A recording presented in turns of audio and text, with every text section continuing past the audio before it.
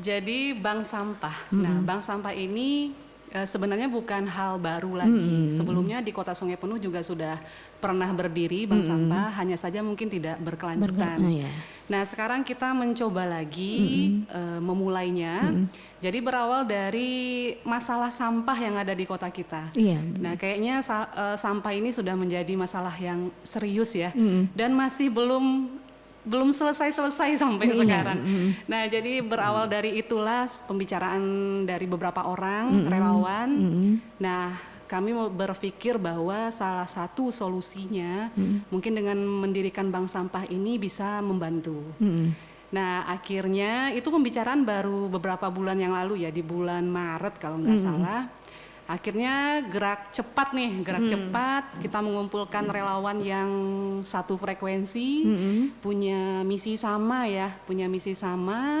Akhirnya di bulan Mei ini, di tanggal 16 kita sudah mulai beroperasi untuk pertama kalinya. Jadi baru 2 minggu. Untuk memulai kegiatan bank sampah ini otomatis kita harus membuat suatu organisasi dulu ya.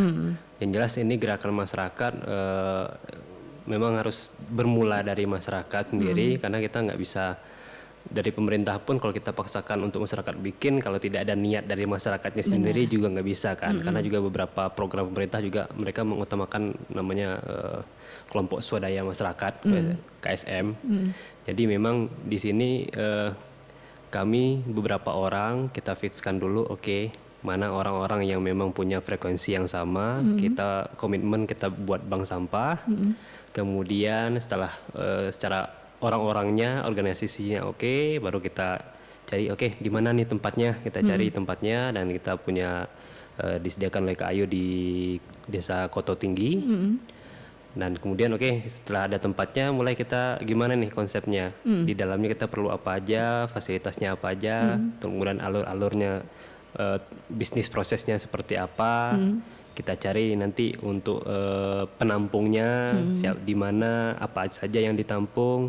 Setelah kita dapatkan penampungnya, dapat list harganya, barulah kita buka bank sampahnya untuk masyarakat secara umum. Jadi kami sediakan ada buku rekeningnya nanti untuk masyarakat. Jadi masyarakat ketika menyetor sampah itu nanti tercatat berapa yang sudah disetorkan, gitu. Oke, jadi bank sampah sendiri mungkin saya jelaskan sedikit.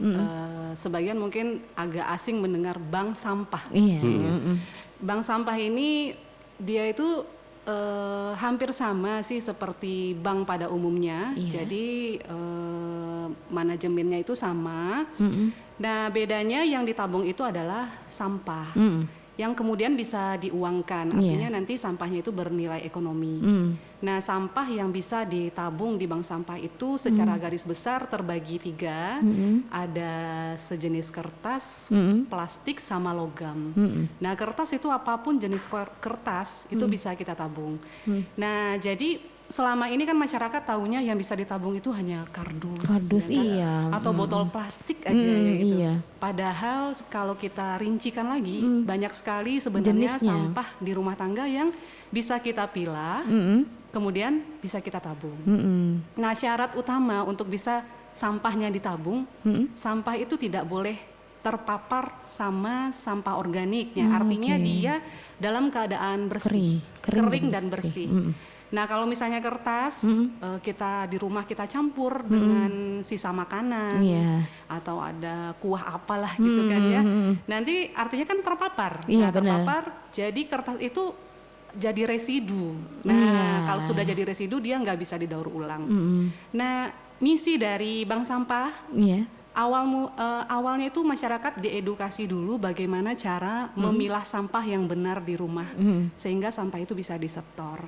Nah, untuk detailnya lagi nanti para pendengar mungkin ada yang tertarik bisa mampir ke sekretariat kita di Koto Tinggi, tepatnya di belakang kantor desa Kepala Tinggi, dekat dengan Masjid Al Mukhlisin.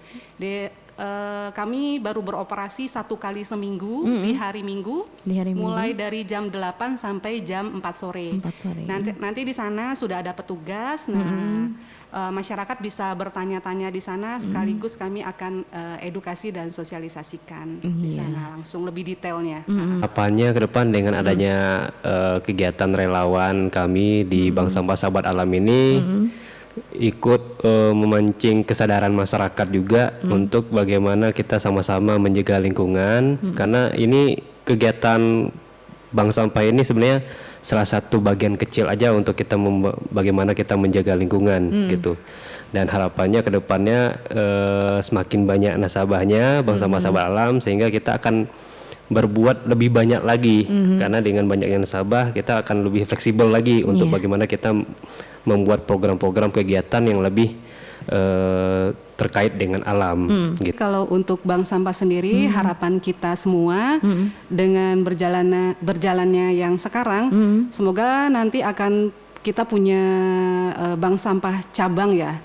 Jadi Bank Sampah Sahabat Alam menjadi bank sampah induk, kemudian punya cabang di mana-mana. Itu yang pertama untuk bank sampahnya. Yang kedua untuk masyarakat, terutama dalam program kami tentang edukasi soal sampah, kita berharap nanti masyarakat mulai berubah perilakunya dan merubah pandangannya terhadap sampah ya, mulai peduli dengan edukasi-edukasi yang kita lakukan.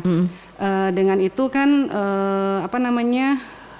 kegiatan kita ini sangat membantu sekali dalam membuat kota kita ini bisa lebih bersih.